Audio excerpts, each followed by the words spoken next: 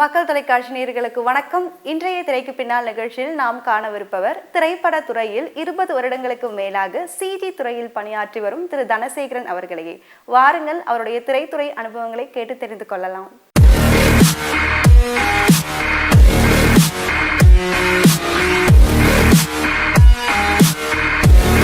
வணக்கம். வணக்கம். இந்த நிகழ்ச்சி மூலயமா உங்க சந்திச்சது மிகவும் மகிழ்ச்சி. தேங்க்யூ. பொதுவாக பார்த்தீங்கன்னா உங்களுக்கு இந்த திரைத்துறையில் பார்த்தீங்கன்னா 22 வருடங்களுக்கு மேலாக அனுபவம் இருக்குது. முதல்ல உங்களை பற்றி சொல்லுங்கள். என் பேர் தனசேகரன். ஆக்சுவலாக நான் ஒரு பேசிக்காக வீவர்ஸ் ஃபேமிலியிலேருந்து வந்த ஒரு ஆள். கைத்தறி நெசவு நீங்கள் கேள்விப்பட்டிருக்கீங்க. அதில் பட்டு சேலை ரெடி பண்ணுற ஒரு ஃபேமிலி, வீவர்ஸ் ஃபேமிலி. அதுலேருந்து என்னென்னா எங்களுக்கு பேசிக்காக டிசைனிங் நாலேஜ் இருக்கும். நாங்கள் சின்ன வயசுலேருந்து அந்த பட்டு சேலையிலேயே அதுலேயே இருக்கிறதுனால நாங்கள் அது டிசைனிங்லாம் நாங்களே போடுவோம். அதுக்கான இதெல்லாம் நாங்களே ரெடி பண்ணுறதுனால டிசைனிங் நாலேஜ் ஜாஸ்தி. அதில் என்னென்னா மோஸ்ட்லி எனக்கு அந்த டிசைனிங் ரொம்ப பிடிக்கும். ஒரு வித்தியாசமான டிசைன் பண்ண ரொம்ப பிடிக்கும். அதனால் சரி டிசைனிங் பண்ணிக்கிட்டே இருந்தேன். படிப்பும் முடியுது. என்ன ஃபீல்டு போகலாங்கிறப்ப எனக்கு ஒரு இடத்துல ப்ரெஷராக ஒர்க் பண்ண பிடிக்காது. ஜாலியாக இருக்கணும் ஒர்க்கு அப்படின்னு முடிவு பண்ணேன். அப்படிங்கிறப்ப ஃப்ரெண்ட்ஸ் சர்க்கிளில் எனக்கு தெரிஞ்சவங்க கைட் பண்ணுறவங்களோட சர்க்கிளில் விசாரித்தப்ப அப்போ தான் எனக்கு இந்த மாதிரி ஒரு அனிமேஷன் அப்படிங்கிற ஒரு ஃபீல்டு இருக்குது. ஏன்னா நான் படித்தது ரொம்ப முன்னாடிங்கிறதுனால இருக்குங்கிறது தெரியும். பட் நான் ஒரு வில்லேஜில் இருந்ததுனால எனக்கு அந்தளவுக்கு எங்கே போய் கற்றுக்கிறது அதெல்லாம் தெரியல. அப்போ என்னோடய லக்கு என்னென்னா ஒரு பெரிய அனிமேஷன் ஸ்டுடியோவில் ஒர்க் பண்ண ஒருத்தர் எங்கள் ஊருக்காரரு. அப்போ அவர் வேலையிலேருந்து வந்திருந்தார். எனக்கும் ஒரு ரிலேஷன் மாதிரி தான் அவர் சொன்னார், இந்த மாதிரி அனிமேஷன் கற்றுக்கணுன்னா நீ ஒரு சென்னை இல்லைனா பெங்களூரு அந்த மாதிரி ஒரு ஊருக்கு வந்தீங்கன்னா ஏதாவது ஒரு ஜாபில் ஜாயின் பண்ணிக்கிட்டு நீ படி அப்படின்னு சொன்னாங்க. ஸோ அப்போ அதுதான் நமக்கு கரெக்டு அப்படிங்கிறது முடிவு பண்ணிக்கிட்டேன். சென்னைக்கு ஒரு ஜாப் விஷயமாக இங்கே ஒரு நார்மலான ஒரு சின்ன ஜாபில் ஜாயின் பண்ணிக்கிட்டு மாஸ்டரிங் அனிமேஷன் முடித்தேன். மாஸ்டரிங் அனிமேஷன் முடிக்கிறப்பே என்னென்னா என்னோடய டெமோஸ்லாம் பார்த்துட்டு ஆக்சுவலாக நான் படித்த இன்ஸ்டியூஷன்லேயே நான் ஃபேக்கல்ட்டியாக ஜாயின் பண்ணிட்டேன். அது ஒரு இன்டர்நேஷ்னல் இன்ஸ்டியூஷன். ஃபேக்கல்ட்டியாக ஜாயின் பண்ணிட்டேன். அப்புறம் ஃபேக்கல்ட்டியாக ஜாயின் பண்ணி போயிட்டு இருக்கும்போது ஆக்சுவலாக அந்த அனிமேஷன் இன்ஸ்டியூஷனை பொறுத்த வரைக்கும் என்னென்னா ஓவரால் இந்தியா ஃபுல்லாக இருக்கிற அந்த இன்ஸ்டியூஷனில் படிக்கிற எல்லா ஸ்டூடெண்ட்ஸுமே ஒரு காம்படிஷன் நடக்கும். அதில் என்னென்னா ஒரு ஃபேக்கல்ட்டிக்கு ஒரு டீம் கொடுத்துருவாங்க. அப்படி கொடுக்கும்போது என்னோட டீம் ஒன்று அதில் ஃபஸ்ட் ப்ரைஸ் ஒன்று அடிச்சது. அப்போ அடிக்கிறப்ப இந்த ஃபேக்கல்ட்டி யார் அப்படின்னு கேட்டாங்க. கேட்குறப்ப என் பேர் வந்தோடனே அது மட்டும் இல்லாமல் என்னோடய ஸ்டூடெண்ட் ஒரு பெரிய அனிமேஷன் இண்டஸ்ட்ரியிலே அது கொஞ்சம் நல்ல பேர் வாங்கின ஒரு இண்டஸ்ட்ரி. அங்கே ஜாபில் ஜாயின் பண்ணுறாரு. ஜாபில் ஜாயின் பண்ணுறப்ப அங்கே ஒரு வேக்கன்சி விடுவது. அப்போ என்னை ரெஃபர் பண்ணுறாரு. சார் நீங்களும் வாங்க, நீங்கள் வந்தீங்கன்னா இங்கே சூப்பராக இருக்கும் அப்படின்னு. அப்போ தான் ஒரு பெரிய அனிமேஷன் இண்டஸ்ட்ரிக்குள்ளே என்ட்ரி ஆகிறேன். ஆனால் நான் அந்த மாதிரி என்ட்ரி ஆகிறப்பே எனக்கு ஒரு தாட் இருந்தது. நம்ம சினிமாவில் ஏன்னா நம்ம நிறைய அந்த கிராஃபிக்ஸு அந்த மாதிரி இருக்கிற படங்கள்லாம் பார்த்துருக்கோம். ஸோ அந்த மாதிரி நம்ம பண்ணணும். நம்ம ஒரு கம்பெனிக்குள்ளே ஒரு கேபின்குள்ளேயே நம்ம லைஃப் போயிடுமோ அப்படின்னு யோசிச்சுக்கிட்டே இருந்தேன். ஆனால் நம்ம ஒரு சின்ன வில்லேஜில் இருந்து தான் வந்திருக்கோம். நம்ம அந்த மாதிரி ஒரு ப்ராஜெக்டில் நம்ம ஒர்க் பண்ணோம்னா அந்தளவுக்கு நமக்கு நாலேஜ் வேணும். அந்த நாலேஜை எங்கே கெயின் பண்ண முடியும்னா அந்த ஏரியாவில் இருந்தால் தான் நம்ம கெயின் பண்ண முடியும். அங்கே ஒரு 5 இயர்ஸ் ஒர்க் பண்ணேன். 5 to 6 இயர்ஸ் ஒர்க் பண்ணேன். ஒர்க் பண்ணதுக்கப்புறம் ஓகே நமக்கு இப்போ ஓரளவுக்கு நாலேஜ் இருக்குது, இனிமேல் கொஞ்சம் வெளியில் போகலாம் அப்படின்னு தான். அப்புறம் அது அனிமேஷன் இண்டஸ்ட்ரி. அதாவது எப்படின்னா நீங்கள் கார்ட்டூன் சேனல்லாம் பார்க்குறீங்க இல்லையா, அந்த மாதிரி ஒரு இதை அவங்க க்ரியேட் பண்ணி சேனல்ஸ்க்கு இது பண்ணுவாங்க. ஸோ அந்த மாதிரி ஒரு இண்டஸ்ட்ரி, பேர் வேணான்னு நினைக்கிறேன். ஸோ அங்கேருந்து நான் என்ன பண்ணேன், சினிமாவுக்கு போகலாம் அப்படிங்கிற இதில் ஜாபை ட்விட் பண்ணிட்டு அப்படியே சென்னை வந்தேன். சென்னை சில அனிமேஷன் இன்ஸ்டியூஷனில் ஆஸ் அ லெக்சரராகவும் இருந்தேன். அப்போ ஏன்னா நம்ம ஸ்ட்ரகிள் பண்ணிடக்கூடாது அப்படிங்கிறதுக்காக அது இருந்துக்கிட்டே அப்படியே போகிறப்ப ஒரு சில சிஜி, அதாவது இங்கே எப்படி பண்ணுவாங்கன்னா சிஜியை பொறுத்த வரைக்கும் ஒரு ஆள் பண்ண முடியாது. சிஜி அண்ட் விஎஃப்எக்ஸ் ரெண்டுமே ஒன்று தான். அப்படி ஒரு ஆள் பண்ண முடியாது. அதுக்கு ஒரு டீம் தேவைப்படும். அந்த டீம் என்னன்னா அப்படி அவங்க செலக்ட் பண்ணுறப்ப என்ன பண்ணுவாங்கன்னா ஒரு டீமுக்கு ஒரு ஹெட்டு மாதிரி ஒன்று போட்டுருவாங்க. இப்போ ரோட்டோவை கரெக்டாக போட்டிருக்காங்களா இல்லையா அப்படின்னு செக் பண்ணுறதுக்கு ஒரு ஹெட்டு. இந்த மாதிரி ஒரு பொசிஷனில் எனக்கு ஒரு ஜாப் கிடச்சிது. அங்கேயும் போய் அதை பண்ணிகிட்டு இருந்தேன். சரி நம்ம இதை நிறுத்திக்க கூடாது, அடுத்த லெவல் போகணும் அப்படிங்கிறப்ப நானாக ஒரு ஓனாக ஸ்டுடியோ வச்சு இப்போ ஓவரால் ஒரு 7 to 8 ஃபிலிம்ஸ் நானே எங்கள் டீமை வச்சே முடிச்சு கொடுத்துருக்கேன். இதுதான் என்னோட ஜேர்னி. ரொம்ப சிறப்பாக சொன்னீங்க. இப்போ பொதுவாகவே பார்த்தீங்கன்னா இந்த கம்ப்யூட்டர் கிராஃபிக்ஸ் பண்ணுறவங்களோட வேலைகள் பார்த்தீங்கன்னா ரொம்ப அழகாகவும் நுணுக்கமாகவும் இருக்கும். அப்போ அந்த வகையில் ஓவியம் வரைதல் அப்படிங்கிறது ஒரு அவசியமான ஒரு விஷயமா? இல்லை, அப்படி இல்லை. ஆக்சுவலாக வந்து கிராஃபிக்ஸ் அப்படிங்கிறது நிறைய டிபார்ட்மெண்ட் இருக்குது. ஆக்சுவலாக கிராஃபிக்ஸ்னு சொல்லக்கூடாது, அது சிஜி அண்ட் விஎஃப்எக்ஸ்னு தான் சொல்லணும். ஏன்னா கிராஃபிக்ஸுங்கிறப்ப அது ஃபோட்டோஷாப் எலமெண்ட்ஸில் வந்துடும். அதனால் அது கிராஃபிக்ஸ் நம்ம மென்ஷன் பண்ண வேணாம். சிஜி அண்ட் விஎஃப்எக்ஸ் அப்படிங்கிறப்ப அதில் டிபார்ட்மெண்ட் ஜாஸ்தி, ஏகப்பட்ட டிபார்ட்மெண்ட் இருக்குது. ஓவியம் தெரிஞ்சவங்க தான் உள்ளே வரணுமானா கிடையாது. இன்ட்ரெஸ்டட் யார் இன்ட்ரெஸ்டடோ, அதாவது என்னென்னா என் ஒர்க்கை நான் வந்து என்ஜாய் பண்ணி பண்ணணும் அப்படின்னு நினைக்கிறாங்களே யங்ஸ்டர்ஸ், இப்போ மோஸ்ட்லி எல்லா யங்ஸ்டர்ஸும் அப்படி தான், அவங்க வந்து இந்த ஃபீல்டுக்கு வரலாம். ஏன்னா எந்த விதமான ப்ரெஷர் இருக்காது. நீங்கள் என்ன கற்பனையில் நினைக்கிறீங்களோ அது இல்லாமல் இன்னொருத்தரோட கற்பனையை விஷுவலாக உங்களால் கொண்டு வர முடியும் அப்படின்னா நீங்கள் வரலாம். அதுக்கு டிராயிங் மஸ்டான்னு கேட்டால் மஸ்ட் கிடையாது. பட் டிராயிங் இருந்தால் நீங்கள் பண்ணுற ஒர்க்கை இன்னும் பெஸ்ட்டாக கொடுக்கலாம். டிராயிங் நாலேஜும் இருந்துச்சுன்னு வைங்களேன், நம்ம பண்ணுற ஒர்க்கில் இன்னும் கொஞ்சம் ஒரு பெஸ்ட் வரும். ஆனால் டிராயிங் இருந்தால் தான் வர முடியுமானா இல்லை, தேவையில்லை. அது ஏன்னா டிபார்ட்மெண்ட்ஸ் நிறையா இருக்குது. ஸோ நமக்கு டிராயிங் இல்லாத டிபார்ட்மெண்ட்ஸும் இருக்குது. அதை நம்ம செலக்ட் பண்ணி நம்ம பண்ணிக்கலாம். இப்போ நீங்கள் சொன்னீங்க இந்த கம்ப்யூட்டர் கிராஃபிக்ஸ் அப்படிங்கிறது ஒரு தனி மனிதருடைய வேலையில் நிறைய பிரிவுகள் இருக்குது அப்படின்னு. அது என்னென்ன பிரிவுகள்னு கொஞ்சம் விளக்கமாக சொல்லுங்கள். ஆக்சுவலாக வந்து பார்த்திங்கன்னா சிஜி அண்ட் விஎஃப்எக்ஸ் டிபார்ட்மெண்ட் பொறுத்த வரைக்கும் ஒரு விஎஃப்எக்ஸ் ஷார்ட்ஸ் ரெடி ஆகணும் அப்படின்னா ஒரு ஆளால், சிங்கிள் பர்சனால் அது முடியவே முடியாது. ஏன்னா அது வந்து ஒரு ஹியூஜ் ஒர்க்கு அப்படின்னு சொல்லுவோம். என்னென்னா ஒரு டீம் சேர்ந்தால் தான் அதை பண்ண முடியும். எக்ஸாம்பிளுக்கு எடுத்துக்கிட்டோம்னா நம்ம அயலான் படமே சொல்கிறேனே, அயலான், ஏன்னா இப்போ டக்குன்னு எல்லாருக்குமே புரியும். அப்போ அதில் அந்த ஏலியன் கேரக்டர் இருக்குங்க இல்லைங்களா, அந்த கேரக்டரை ஃபஸ்ட்டு ஒருத்தர் ஸ்கெட்ச் பண்ணுவார். அந்த டிராயிங் நீங்கள் இப்போ கேட்டிங்களா, டிராயிங் ஆர்டிஸ்ட் அவர் வந்து வரைவார். அதை வந்து டைரக்டர் ஓகே சொல்லணும். நீங்கள் நினைக்கிற ஏலியன்ஸ் இந்த மாதிரி இருந்தால் ஓகேவாங்கிறத அவர் ஃபஸ்ட்டு ஸ்கெட்ச் பண்ணுவார். அவர் டிராயிங் ஆர்டிஸ்ட், அது ஸ்கெட்ச் ஆர்டிஸ்ட் அப்படின்னு பண்ணுவாங்க. அவர் வரைஞ்சதை ஃபஸ்ட்டு வந்து ஒருத்தர் மாடலாக க்ரியேட் பண்ணுவார். அது மாடல்னால் எப்படின்னா, இப்போ களிமண் இருக்குன்னு வைங்க, அதில் நம்ம உருவம்லாம் செய்கிறோம் இல்லையா, அதே மாதிரி கம்ப்யூட்டரில் 3D சாஃப்ட்வேர் மூலியமாக அதை மாடலாக ஒருத்தர் செய்வார். அந்த மாடலாக செஞ்சதுக்கப்புறம் அது ஓகே ஆனதுக்கப்புறம் அதை டெக்ஸ்சருக்கு போகும். டெக்ஸ்சர்னா என்னென்னா நம்ம ஸ்கின் இருக்குல்ல, சேம் இதே மாதிரி அதுக்கும் ஸ்கின் அப்ளை பண்ணுவோம். ஸ்கின்னு, ஹேரு, நெகம், நம்ம உடம்புல அதாவது ஹியூமன் இதில் என்னென்ன இருக்கோ இதை ஃபுல்லாகவே அப்ளை பண்ணுறது அவரோட வேலை வந்து டெக்ஸ்சர். அவர் பேர் டெக்ஸ்சர் ஆர்டிஸ்ட். இது முடிஞ்சதுக்கப்புறம் ஸ்ட்ரைட்டாக வந்து லைட்டிங் போகும். இப்போ அந்த கேரக்டர் எந்த மாதிரி லைட்டிங், இப்போ ஒரு சீன் இருக்குன்னு வைங்க, அந்த ஏலியன் கேரக்டரும் சிவகார்த்திகேயன் 2 பேர் பேசுகிறாங்கன்னு வச்சுங்க.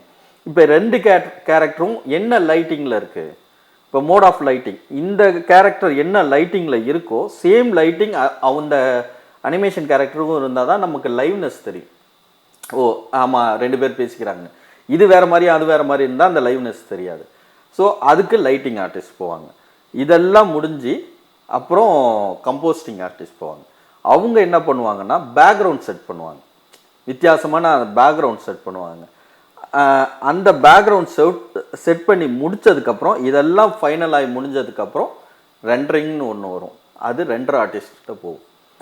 எப்படின்னா 3D கேரக்டர் மட்டும்தான் அவங்க ரெண்டர் எடுப்பாங்க. பட் என்னென்னா அப்படியே சிவகார்த்திகேயனோட மேட்ச் பண்ணுறதுக்கு கரெக்டாக இருக்கும். அது ரெண்டர் முடிஞ்சோடனே இதெல்லாம் வச்சு மேட்ச் மூவின்னு சொல்லி ரெண்டையுமே மேட்ச் பண்ணணும். Live character and animation character ரெண்டுமே மேட்ச் பண்ணுறதுக்கு அதுக்கு ஒரு தனி ஆர்டிஸ்ட் இருக்காங்க. ஸோ இவ்வளோ டிபார்ட்மெண்ட் சேர்ந்தால் தான் ஒரு விஎஃப்எக்ஸ் ஷார்ட்ஸ் வெளியில் வரும். இப்போ இந்த துறைக்கு வரணும்னு நினைக்கிற இளைஞர்களுக்கு இந்த விளக்கம் வந்து ரொம்ப பயனுள்ளதாகவே அமைஞ்சிருக்கும். அடுத்ததாக வந்து நீங்கள் முதல் முறை பார்த்து வியந்த சினிமா பற்றி சொல்லுங்கள். முதல் முறை இந்த துறைக்கு வந்திருப்பீங்க இல்லையா, அப்போ நீங்கள் பார்த்து வியந்த ஒரு சினிமா பற்றி சொல்லுங்கள். ஆக்சுவலாக வந்து ஃபஸ்ட்டு நான் சினிமா அப்படின்னு வந்தப்போ நான் ஒர்க் பண்ணது ரோட்டோ ஆர்டிஸ்ட்டாக தான் உள்ளே வந்தேன். ரோட்டோ ஆர்டிஸ்ட்டாக வரும்போது ஒரு இங்கிலீஷ் படம் தான் ஒன்று ஒர்க் பண்ணேன். பட் அந்த இங்கிலீஷ் படம் ஒர்க் பண்ணுறப்ப அவங்களோட பர்ஃபெக்ஷன் என்னென்னா, இப்போ நம்ம தமிழ் படத்தோட சிஜி வந்து இப்போ ஓகே, இப்போ வேறு லெவலில் இருக்குது. பட் ஒரு காலகட்டம் வரைக்கும் ஏன் சிஜிகள் எடுப்படலை அப்படின்னா அந்த பர்ஃபெக்ஷன் நம்ம இதில் ரொம்ப கம்மி, ரொம்ப கம்மி. ஏன்னா அவங்க ஒரு ரோட்டோ ஆர்டிஸ்ட்டை செலக்ட் பண்ணுறப்பயே அவங்க பர்ஃபெக்டான ரோட்டோ போட்டிருக்காங்களா இல்லையான்னு செக் பண்ணுறதுக்கே 4 பேர் இருப்பாங்க. ஸோ அந்த அளவுக்கு பர்ஃபெக்ஷன் பார்ப்பாங்க. அந்த பர்ஃபெக்ஷன் தான் நான் கற்றுக்கிட்டேன் ஃபஸ்ட்டு. அதை பார்த்து வியந்தேன். ஏன்னா இவ்வளோ பர்ஃபெக்ஷனாக பார்ப்பாங்களா அப்படின்னு நான் யோசித்தேன். ஆனால் அவ்வளோ பர்ஃபெக்டாக ஒரு சிங்கிள் டாட் நவுந்து இருந்தாலும் அதை கண்டுபிடிச்சி அந்த டாட் நவுந்துருக்கு. அதாவது ரோட்டோங்கிறது ஒன்றும் இல்லை. இப்போ ஒரு கேரக்டர் இருக்கும், அந்த கேரக்டரை கட் பண்ணி அப்படியே எடுப்பாங்க. கட் பண்ணி எடுக்கிறப்ப பேக்ரவுண்டோட ஒரு டாட், அதாவது ஒரு பிக்சல்ஸ் வந்து உள்ளே வந்திருந்தாலே அதை கண்டுபிடிச்சிருவாங்க. அது நம்ம நார்மலாக இருக்கிறவங்களால கண்டுபிடிக்க முடியாது. அதிலே பெஸ்ட் டெக்னீஷியன் வந்து கண்டிப்பாக கண்டுபிடிச்சிருவாங்க. ஸோ அவ்வளோ பர்ஃபெக்ஷன் பார்த்தாங்க. அந்த பர்ஃபெக்ஷன் வந்து இந்திய சினிமாவிலே கொஞ்சம் கம்மி. பட் இப்போ ரொம்ப பக்காவாக பண்ணுறாங்க. ஆனால் உண்மையிலே என்னென்னா இங்கிலீஷ் படத்தில் ஒர்க் பண்ணுற 100க்கு 99 பேர் இந்தியன்ஸ் தான். அவங்க பேர் வேணால் அவங்க ஸ்டுடியோ வருமே, எல்லாமே இது வருங்கிறது வரும். பட் ஒர்க் பண்ணுறது ஃபுல்லாக பார்த்தீங்கன்னா இந்தியன்ஸ் தான். அப்படிங்கிறப்ப என்னென்னா அவங்க படத்துக்கு பர்ஃபெக்ஷன் பண்ணுறாங்க, இங்கே இருக்கிற படத்துக்கு பர்ஃபெக்ஷனாக பண்ணலை. நான் என்னோட அனுபவத்தில் சொல்கிறேன். அந்த பர்ஃபெக்ஷன் மட்டும் நம்ம கையில் எடுத்தோம்னா அவங்க படம்லாம் நம்மக்கிட்ட ஈஸியாக தோற்று போயிடும். ஏன்னா ஒர்க் பண்ணுறதே நம்ம தான். இப்போ நீங்கள் வந்து ரோட்டோ ஆர்டிஸ்டாக தான் நான் வந்து திரைத்துறைக்கே வந்தேன் அப்படின்னு சொன்னீங்க. அப்போ நீங்கள் வந்து உதவி வடிவமைப்பாளராக யார்கிட்டையாவது பணியாற்றிருக்கீங்களா? ஆக்சுவலாக வந்து எங்களை பொறுத்த வரைக்கும் என்னென்னா இது ஒரு கார்ப்பரேட் கம்பெனி மாதிரி தான் இருக்கும். இதில் வந்து சீஃப் ஹெட் அது கிடையாது. ப்ராஜெக்ட் மேனேஜர், டிஎல், கீழே வந்து ஒர்க் பண்ணுறவங்க, அதாவது ஆர்டிஸ்ட். இதில் ஆர்டிஸ்ட்னு தான் சொல்லுவோம். அப்படி தான் இருப்பாங்க. ஃபஸ்ட்டு வந்து ப்ராஜெக்ட் மேனேஜர், அதுக்கடுத்து டிஎல், அதுக்கு கீழே ஆர்டிஸ்ட்டு. இது ஒவ்வொரு டிபார்ட்மெண்ட்டுக்குமே இருப்பாங்க. அப்படி பார்க்குறப்ப நான் வந்து ஒரு பெரிய நிறுவனத்தில் அனிமேட்டராக ஒர்க் பண்ணிட்டு இருந்ததுனால நான் டைரெக்டாக அப்பாயிண்ட் ஆனதே பார்த்தீங்கன்னா டிஎல்லாக தான் அப்பாயிண்ட் ஆனேன். ஸோ அதனால் என்னென்னா எனக்கு அப்புறம் வந்து ப்ராஜெக்ட் மேனேஜர் தான் இருந்தாங்க. எங்களை பொறுத்த வரைக்கும் சீனியர் ஜூனியர் அது வராது. எக்ஸ்பீரியன்ஸ் வைஸில் வந்து கேட்டகரி தான் வரும். இப்போ என்னோடய ஒர்க்கை நான் வந்து ஸ்டூடெண்ட்ஸ்லேருந்து ஒர்க் வாங்கினேன்னா, ஆர்டிஸ்ட்லேருந்து ஒர்க் வாங்கினேன்னா அதை வந்து நான் அனலைஸ் பண்ணிவிட்டு என்கிட்டருந்து ப்ராஜெக்ட் மேனேஜர்கிட்ட போகும். ப்ராஜெக்ட் மேனேஜர் அனலைஸ் பண்ணிட்டு டேரக்டர்கிட்ட போகும். டேரக்டர் ஓகே சொல்லிட்டாருன்னா அப்படியே அந்த ப்ராஜெக்ட் முடியும். இல்லை ஏதாவது சம் ஃபால்ட்ஸ்னால் திரும்ப அப்படியே வரும். வந்து இந்த மாதிரி தான் போகும். அதனால் ஒருத்தருக்கு கீழே அசிஸ்டண்ட்டாக ஒர்க் பண்ணுங்கிற இது வந்து இதில் கிடையாது. ரொம்ப சிறப்பாக சொன்னீங்க. இப்போ அடுத்ததாக பார்த்தீங்கன்னா சிஜிக்கும் விஎஃப்எக்ஸுக்கும் உள்ள வித்தியாசம் என்ன, அதை பற்றி விளக்கமாக கொஞ்சம் சொல்லுங்க. ஓகே, விஎஃப்எக்ஸ்னால் ஒன்றும் இல்லை, விஷுவல் எஃபெக்ட்ஸ். விஷுவலாக நீங்கள் எந்தாவது எஃபெக்ட்ஸ் பார்க்குறீங்களோ அதெல்லாம் விஎஃப்எக்ஸ் அப்படின்னு சொல்லுவோம். என்ன எஃபெக்ட்ஸ்னால் என்னென்னா ஒன்றும் இல்லை, நீங்கள் பார்த்து வியக்கிற எல்லா ஷாட்டுமே விஎஃப்எக்ஸ்.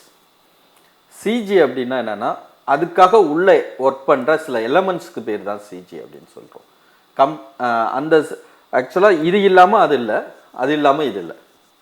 ஸ்பெஷல் எஃபெக்ட்ஸ்னால் என்னென்னா பாம் பிளாஸ்ட் கூட ஸ்பெஷல் எஃபெக்ட்ஸ். இன்றைக்கி யாரும் ஒரிஜினலாக வச்சு வெடிக்கிறது இல்லை. ஒரிஜினலாக ஒரு இடத்துல வெடிப்பாங்க, சுற்றி இருக்கிற ஃபயர் பார்த்தீங்கன்னா அது சிஜியில் பண்ணியிருப்பாங்க. அந்த விஷுவலை ஓவரால் அந்த விஷுவலை நம்ம பார்க்குறோம் இல்லையா, அது விஎஃப்எக்ஸ். இதெல்லாம் மிக்ஸ் பண்ணி கொடுக்குறது விஎஃப்எக்ஸ். இப்போ அடுத்ததான் வந்து நீங்கள் இந்த முதல் முறை இந்த படப்பிடிப்பு தளத்துக்கு போயிருப்பீங்க இல்லையா, அது அனுபவம் பற்றி சொல்லுங்கள். ஆக்சுவலாக முதல் முறை படப்பிடிப்பு தளத்துக்கு போனது வந்து எனக்கு அதுதான் என் லைஃப்பில் சேஞ்ச் பண்ண இடம்னா அதுதான். என்னென்னா எங்கள் ஏரியா பக்கத்தில், அதாவது நான் வந்து வில்லேஜில் இருந்தேன்னு சொன்னீங்களா, அந்த இடத்துல ஃபஸ்ட்டு ஒரு படம் ஷூட் நடக்குது. அதுவும் பார்த்தீங்கன்னா எங்கள் வீட்லேயே அந்த ஷூட் நடக்குது. எங்கள் பாட்டி வீட்லேயே அந்த ஷூட் நடக்குது. அப்போ தான் ஃபஸ்ட்டு நான் அந்த சினிமா இப்படி தான் எடுப்பாங்க. ஏன்னா நம்ம வில்லேஜ் சைடு நமக்கு தெரியாது இல்லையா, சினிமானா இப்படி தான் இருக்கும் அப்படின்னு. அப்போ வந்து என்னென்னா ஒரு ஷாட் அவங்க 10-15 தடவை எடுத்துகிட்டு இருந்தாங்க. இவங்க தான் ஹீரோயின், இவங்க தான் ஹீரோங்கிறதே நம்மளால் கண்டுபிடிக்க முடியல. ஏன்னா நார்மலாக நாங்கள் எப்படி இருப்போமோ, வில்லேஜில் நாங்கள்லாம் எப்படி இருப்போமோ அதே மாதிரி ஒரு கெட்டப் போட்டு அந்த ஷாட்டை எடுக்கும்போது இவர் தான் டைரக்டர், இவங்க ஆக்டர் அப்படிங்கிறத அங்கே தான் நான் ஃபஸ்ட்டு பார்த்தேன். எனக்கு ஏன் பார்க்குறதுக்கான அந்த சான்ஸ் கிடச்சிதுன்னா, ஷூட் நடந்ததே எங்கள் வீட்டில் நடந்தது, எங்கள் தெருவில், எங்கள் வயலில், அதில் தான் நடந்தது. ஸோ நான் வந்து நியராக ஷூட் பார்த்தேன். அப்படி பார்க்குறப்போ எனக்கு அதில் ஒரு இன்ட்ரெஸ்ட் வந்துச்சு, நம்மளும் இப்படி ஏதாவது பண்ணணும் அப்படின்னு இன்ட்ரெஸ்ட் வந்துச்சு.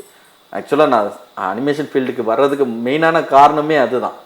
ஏன்னா அப்படி நான் சினிமாவுக்கு வரணும், பட் என்னோட அந்த சர்க்கிளும் சினிமாவும் சம்மந்தம் இல்லாத ஒரு விஷயம். நாங்கள் வந்து அந்த பட்டு சேலை, அந்த இது விவசாயம் இப்படி தான் போயிட்டுருக்கிறதுனால நமக்கு வந்து அது சம்மந்தம் இல்லாத விஷயம். அப்போ எப்படி சம்மந்தப்படுத்திக்கிறது அப்படிங்கிறப்ப தான் நான் சொன்னேன் இல்லையா, ஒருத்தர் எனக்கு கைட் பண்ணாருங்க. அவர் கைட் பண்ணார், நீ சினிமாவுக்கு போகணுன்னா டேரெக்டாக சினிமாவுக்கு தான் போகணுங்கிற அவசியம் இல்லை, நிறைய டிபார்ட்மெண்ட் இருக்குது சினிமாவில். அதில் என்னென்னா உனக்கு நல்லா வரைய தெரியும், அப்போ நீங்கள் இந்த டிபார்ட்மெண்ட் எடுத்துக்கோ அப்படின்னு சொன்னாங்க. அதே மாதிரி என்னென்னா ஷூட் பார்க்குறப்போ ஒரு ஆச்சரியம் இருக்கும் நமக்கு. ஒன்றும் இல்லை, நம்ம நார்மலாக வந்து இருக்கிறதுக்கும், அதாவது நார்மலாக தேட்டரில் போய் படம் பார்க்குறதுக்கும் அங்கே ஸ்பாட்டில் போய் லொக்கேஷனில் பார்க்குறதுக்கும் வித்தியாசம் ஜாஸ்தி. உங்களுக்கு படம் எடுக்கிறாங்கங்கிறதே ஒரு ஃபீலே வராது. என்னடா வர்றாங்க, நிற்கிறாங்க, பேசுகிறாங்க, திரும்ப அதையே பேசுகிறாங்க, திரும்ப எடுக்கிறாங்க. இது வந்து எனக்கு ரொம்ப ஆச்சரியமாக இருந்துச்சு. காலையில் எனக்கு தெரிஞ்ச ஒரு ஷார்ட் காலையில் ஒரு ஹீரோயின் வந்து ஹீரோவை பார்த்து தலையாட்டிக்கிட்டே போகணும், இவ்வளோதான் ஷார்ட். இதை எனக்கு காலையில் ஒரு 9 o'clock ஸ்டார்ட் பண்ணாங்க, 3 o'clock வரைக்கும் இந்த ஒரு ஷார்ட் போயிட்டு இருந்தது. ஹீரோயினை பார்த்து தலையாட்டுறாரு, இவ்வளோதான் ஷார்ட்டு. இதை இப்படிலாம் மேக் பண்ணணுமா அப்படின்னு அப்போ தான் கற்றுக்கிட்ட ஒன்று. அதெல்லாம் எனக்கு ரொம்ப ஆச்சரியமாக இருந்துச்சு, இப்படியெல்லாம் சினிமா ஷூட் எடுக்கிறாங்க அப்படின்னு. ஏன்னா எனக்கு ஃபஸ்ட்டு நான் பார்த்த சினிமா ஷூட் அதுதான். இப்போ வந்து ஒரு கற்பனைக்கு எட்டாத சில காட்சிகளை வந்து காட்சிப்படுத்துறது தான் இந்த கம்ப்யூட்டர் கிராஃபிக்ஸ். அப்போ வந்து உங்களுக்கு முன்னாடி வந்து தொடர்பில்லாத ஒரு கதையோ இடமோ உங்களுக்கு கொடுத்தா அந்த கதையை நீங்கள் எப்படி வந்து கையாளுவீங்க?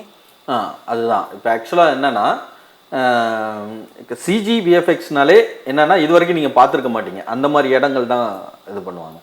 அதுக்கு கற்பனை திறன் நாங்கள் எப்படி வளர்த்துக்குவோம்னா, ஃபஸ்ட்டு ஸ்டெப் டைரக்டர் என்ன யோசிக்கிறாருங்கிறத ஃபஸ்ட்டு அப்சர்வ் பண்ணுவோம். அதுக்கு அவர்கிட்ட கொஸ்டின் கேட்போம். சார் உங்களுக்கு இப்படி இருக்கணுமா, இடம் இப்படி இருக்கணுமா, கேரக்டர் இப்படி இருக்கணுமா அப்படிங்கிறத அவங்கள்ட்ட கொஸ்டினாக கேட்போம். நாங்கள் கேட்குறப்ப அவர் சில விளக்கங்கள் கொடுப்பார். கொடுக்குறப்பயே ஸ்கெட்ச் ஆர்டிஸ்ட் வந்து ஸ்கெட்ச் பண்ணிகிட்டு இருப்பார்.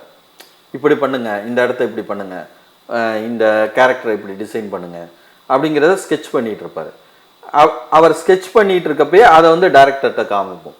இல்லை எனக்கு வந்து நான் வேறு மாதிரி எதிர்பார்க்குறேன்னு அவர் சொல்லுவார். ஆக்சுவலாக வந்து என்னென்னா, உங்களோட கற்பனையை நான் ஏற்றுக்கிட்டு அதை வந்து உங்கள் கண்ணு முன்னாடியே நிறுத்துறது தான் இந்த இது சொன்னேன் இல்லைங்களா. அதனால் என்னென்னா, உங்கள் கற்பனையை நான் புரிஞ்சுக்கணும், உங்கள் கற்பனையை என் தலையில் நான் ஏற்றி என் கண்ணு முன்னாடியே அந்த விஷுவல் ஓடணும். அப்படி ஓடுறப்ப தான் என்னால் அதை கரெக்டாக செஞ்சு உங்களுக்கு அவுட்புட் கொடுக்க முடியும். அதை ஃபஸ்ட்டு அவர்கிட்டருந்து கெய்தர் பண்ணிக்குவேன், என்னென்ன அவர் கேட்குறாரு அப்படின்னு. அவருக்கு ஒரு ரெஃபரன்ஸ் வீடியோ ஃபஸ்ட்டு வந்து ஒரு ரெஃபரன்ஸ் கொடுப்போம், அதில் சில கரெக்ஷன்ஸ் அவர் சொல்லுவார். உடனே திரும்ப அந்த கரெக்ஷனை மேக் பண்ணி ஒரு விஷுவல் கொடுப்போம். இது கொஞ்சம் காம்ப்ளிகேட்டட் தான், ஏன்னா இன்னொருத்தரோட கற்பனையை நம்ம கொண்டு வர்றதுங்கிறது ரொம்ப காம்ப்ளிகேட்டட். பட் அந்த டிபார்ட்மெண்ட்குள்ளேயே இருக்கிறப்ப இவங்க இதுதான் கேட்குறாங்கிறத ஈஸியாக அண்டர்ஸ்டாண்ட் பண்ணலாம். இப்போ நீங்கள் சொன்னீங்க இயக்குனருக்கு என்ன வேணுமோ அதை புரிஞ்சுக்கிட்டு கொடுக்கறது தான் எங்களுடைய வேலை அப்படின்னு. அப்போ வந்து உங்கள் இயக்குனருக்கும் இந்த சிஜி வடிவமைப்பாளருக்கும் இருக்கக்கூடிய பந்தம் எப்படிப்பட்டது? ஆக்சுவலாக என்னென்னா, அதான் சொல்கிறேன் இல்லையா, அவர் மூளையை நம்ம தான் வாங்கிக்கிறோம். அவர் மூளையில் ஒரு கற்பனை பண்ணி ஒரு கதையை எழுதி வச்சிருப்பார். அந்த அவர் என்ன கற்பனை பண்ணியிருக்காருன்னு நம்ம போய் டச் பண்ணுறதுக்கு ஃபுல்லாக அவர் நமக்கு டிரான்ஸ்ஃபர் பண்ணணும்.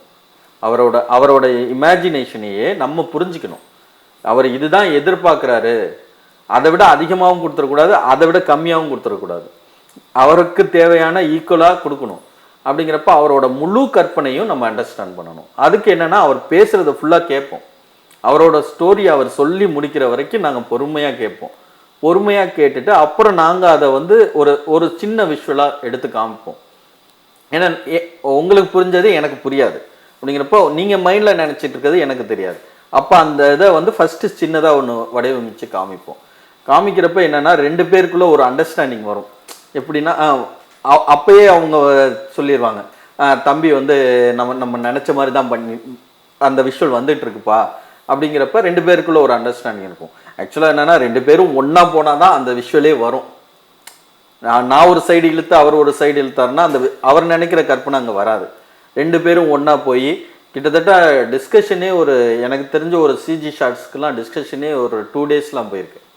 2 நாள் டிஸ்கஸ் பண்ணியிருக்கோம். ஷார்ட்டை எப்படி பண்ணலாங்கிறதுக்கு 2 நாள் டிஸ்கஸ் பண்ணியிருக்கோம், எங்கள் டீமும் டைரக்டர் டீமும் உட்காந்து. ஸோ அந்த அளவுக்கு அவங்கள புரிஞ்சுக்கிறதுக்கு முயற்சி பண்ணுவோம். ஃபஸ்ட்டு டைரக்டரோட தாட் என்ன, அவர் என்ன எதிர்பார்க்குறாருங்கிறத உட்காந்து அவர் கூட பேசி அவர் கூட ட்ராவல் பண்ணி அதை அப்படியே புரிஞ்சு கெய்தர் பண்ணி அப்படியே பண்ணி கொடுக்க வேண்டியது. ரொம்ப சிறப்பாக சொன்னீங்க. அடுத்ததாக பார்த்தீங்கன்னா, நீங்கள் வடிவமைத்ததுலேயே மறக்க முடியாத சிஜி மற்றும் விஎஃப்எக்ஸ் வடிவமைப்பை பற்றி சொல்லுங்கள். ஆக்சுவலாக வந்து மறக்க முடியாதுங்கிறத விட ஃபஸ்ட்டு நான் வடிவமைச்சு அந்த தேட்டரில் வந்த சீன், ஏன்னா எல்லாருக்குமே அதுதானே முக்கியம். நம்ம பண்ணது வந்து நம்மளே போய் தேட்டரில் பார்க்குறப்போ ஒரு ஃபீல் கிடைக்கும். அந்த மாதிரி பார்த்தீங்கன்னா, ஒரு சாமி படம் ஒன்று, அதில் கடைசி சீனில் சாமி வந்து எந்திரிச்சு நடந்து வரும். ஒரு மாரியம்மன் சாமி வந்து அப்படியே எந்திரிச்சு நடந்து வரும். அதில் ஆக்சுவலாக அதை நான் மட்டும் ஒர்க் பண்ணல. நான் சொன்னேன் இல்லையா, சிஜிங்கிறது ஒரு டிபார்ட்மெண்ட். அந்த டிபார்ட்மெண்ட்டில் நானும் ஒரு ஆளாக இருந்து ஒர்க் பண்ணேன். அது ஃபஸ்ட்டு நான் மட்டும் பார்க்கல, என் ஃபேமிலியை கூட்டிகிட்டு போய் அந்த படத்தை காமிச்சோம். இதுதான் நான் ஒர்க் பண்ண சீன் அப்படின்னு. அப்போ வந்து என்ன சொல்கிறது, அதை அந்த மகிழ்ச்சியை சொல்ல வார்த்தை இருக்காது. நம்ம பண்ண ஒரு விஷயம் ஒரு இவ்வளோ பேர் உட்காந்து ரசிக்கிறாங்க அப்படிங்கிறப்ப அது ஒரு தனி சந்தோஷம் தான். நீங்கள் சொல்கிறதுலே தெரியுது நீங்கள் எவ்வளோ ஒரு மகிழ்ச்சி அடைந்திருப்பீங்க அப்படின்னு சொல்லிட்டு. அடுத்ததாக பார்த்தீங்கன்னா, நீங்கள் பணியாற்றிய திரைப்படங்களை மறக்க முடியாத அனுபவம் பற்றி சொல்லுங்கள். யா, திரைப்படங்கள் ஒர்க் பண்ணுறதே மறக்க முடியாத அனுபவம் தான். ஏன்னா இந்த டிபார்ட்மெண்ட் அந்த மாதிரி டிபார்ட்மெண்ட் ரொம்ப ஜாலியாக தான் ஒர்க் பண்ணுவோம். ரொம்ப அப்படியே ப்ரெஷராக போட்டுலாம் நாங்கள் ஒர்க் பண்ணிக்க மாட்டோம். எவ்வளோ ஜாலியாக ஒர்க் பண்ணுமோ ஒர்க் பண்ணுவோம். அந்த மாதிரி எல்லா படங்களுமே ரொம்ப ஜாலியாக ஒர்க் பண்ணது. அது சில படங்கள் வந்து ரொம்ப என்ஜாய் பண்ணி ஒர்க் பண்ண படங்களும் இருக்குது. அதில் பார்த்தீங்கன்னா இந்த சாமி படம்னு சொன்னேன் இல்லைங்களா, அது ஃபஸ்ட்டு ப்ராஜெக்ட்னு சொன்னேன் இல்லையா, அது ஒர்க் பண்ணிக்கிட்டே இருக்கோம். என்ன ஆயிடுச்சுன்னா, ஒரு ரோட்டோ ஆர்டிஸ்ட் வந்து வரல, அவர் ஏதோ இதனால வரல. அப்புறம் ரோட்டோ ஆர்டிஸ்ட்டாக என்ன பண்ணலான்னு, ஏன்னா வேணும் ஒரு டீம் இருந்தால் தான் அந்த ஒர்க்கை முடிச்சாகணும். டைமிங் வேற இல்லை, சீக்கிரம் முடிக்கணுங்கிறப்ப என்ன பண்ணோம், எல்லாருமே சேர்ந்து ஒர்க் பண்ணோம். அப்போ வந்து நீ இது ஓன் ஒர்க்கு இது ஏன் ஒர்க்குன்னு யாருமே பிரிச்சுக்காம டீமே உட்காந்து அந்த ஒர்க்கை முடிச்சு கொடுத்தோம். அந்த டீம் மேனேஜ்மெண்ட் நல்லா இருந்தது. அதே மாதிரி என்னென்னா அந்த ஒர்க்கும் அவங்க சொன்ன டயத்தில் முடித்தோம். அது ரொம்ப சந்தோஷம். ஏன்னா டைரக்டருக்கு ரொம்ப சந்தோஷம், ப்ரொடியூசருக்கு ரொம்ப சந்தோஷம். ஏன்னா அவங்க ஒரு டேட் ஃபிக்ஸ் பண்ணி வச்சுருப்பாங்க, ரிலீஸ்க்கு சென்சாருக்கு இதெல்லாம் ஒரு டேட் ஃபிக்ஸ் பண்ணி வச்சுருப்பாங்க. ஸோ அதை தாண்டி போயிடக்கூடாது. அது தாண்டி போனால் அவங்களுக்கு பட்ஜெட்டும் ஜாஸ்தியாக இருந்தது. அது வந்து டைரக்டர் வந்து எங்களை ரொம்ப அப்ரிஷியேட் பண்ணார். அப்படிங்கிறப்ப அது எங்களுக்கு ஒரு சின்ன சந்தோஷமாக இருந்தது. அதை விஷுவலாக பார்க்குறப்ப இன்னும் சந்தோஷமாக இருந்தது. டீமாக இருந்து ஒர்க் பண்ணி டயத்தில் கொடுத்தோம். இப்போ நீங்கள் வந்து ஒரு சிஜி ஆர்டிஸ்ட் அப்படிங்கிறதால இந்த கேள்வி உங்ககிட்ட கேட்குறேன். இப்போ வந்து தொலைக்காட்சிகளில் வேலை செய்கிறதுக்கும் இந்த படங்களில் வேலை செய்கிறதுக்கும் இருக்கக்கூடிய சுவாரஸ்யம் என்ன?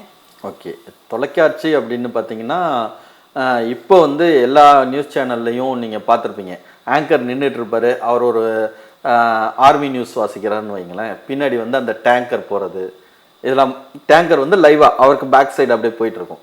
அதுதான் சிஜி அண்ட் விஎஃப்எக்ஸ். அதை இப்போ வந்து நிறைய டிவி சேனல்ஸில் இன்க்ளூட் பண்ணுறாங்க. அது இல்லாமல் மோஷன் கிராஃபிக்ஸ் ரொம்ப யூஸ் பண்ணுவாங்க.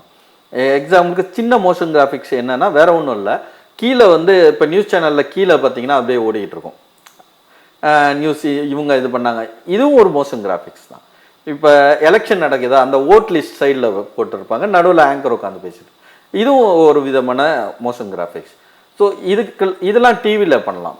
பட் சினிமான்னு எடுத்துக்கிறப்ப சினிமாவோட இதுவே வேறு. டிவிங்கிறது என்னென்னா ஒரு விதமான ஒர்க் மட்டும் நீங்கள் பண்ணிக்கிட்டே இருப்பீங்க திரும்ப திரும்ப திரும்ப. ஆனால் சினிமா அப்படி கிடையாது. சினிமாவை பொறுத்த வரைக்கும் நீங்கள் டிஃப்ரெண்ட்டான இது ஒர்க்காக எடுத்து பண்ணுவீங்க. இந்த ஒர்க்கு தான் உங்களுக்கு அப்படிங்கிறது இருக்காது. இப்போ ஒரு எக்ஸாம்பிளுக்கு ஒரு மனுஷனை ரோட்டோ ஆர்டிஸ்டே வச்சுக்கோமே, ரோட்டோ ஆர்டிஸ்ட் மனுஷனுக்கு ரோட்டை போடுறான்னா, நாளைக்கு ஒரு மங்கி வச்சு ஒரு படம் எடுத்தாங்கன்னா மங்கிக்கு ரோட்டை போடுற மாதிரி வரும். ஸோ ஒரு மாடல் பண்ணுற ஆர்டிஸ்ட் என்னன்னா, இன்றைக்கி மனுஷனை மாடல் பண்ணான்னா நாளைக்கு ஒரு ஏலியன்ஸை மாடல் பண்ணுற மாதிரி இருக்கும், ஒரு கப்பலை மாடல் பண்ணுற மாதிரி இருக்கும். ஸ்பெஷல் எஃபெக்ட்ஸ் ஆர்டிஸ்ட் வந்தான்னா இன்றைக்கி வந்து ஒரு காரை பிளாஸ்ட் பண்ணுற மாதிரி ஒரு ஷாட் வரும். அதுக்கப்புறம் ஒரு அடுத்த படத்தில் பார்த்தீங்கன்னா ஒரு பில்டிங்கை பிளாஸ்ட் பண்ணுற மாதிரி ஷாட் வரும். ஸோ இந்த மாதிரி டிஃப்ரெண்ட்டாக ஒர்க் பண்ணணுன்னா சினிமா, ஒரே ஒர்க்கில் அப்படியே போயிட்டுருக்குன்னா சேனல்ஸ். ஆனால் சேனலில் என்னென்னா ஒரு ஒர்க்லேயே வந்து நீங்கள் நல்ல எக்ஸ்பீரியன்ஸ் ஆயிடுவீங்க. டிவி சேனல்ஸில், சினிமாவில் வந்தால் எல்லாமே பண்ணுற மாதிரி இருக்கும். இவ்வளோ தான் அது ரெண்டுக்கும் இருக்கிற டிஃப்ரென்ஸ்.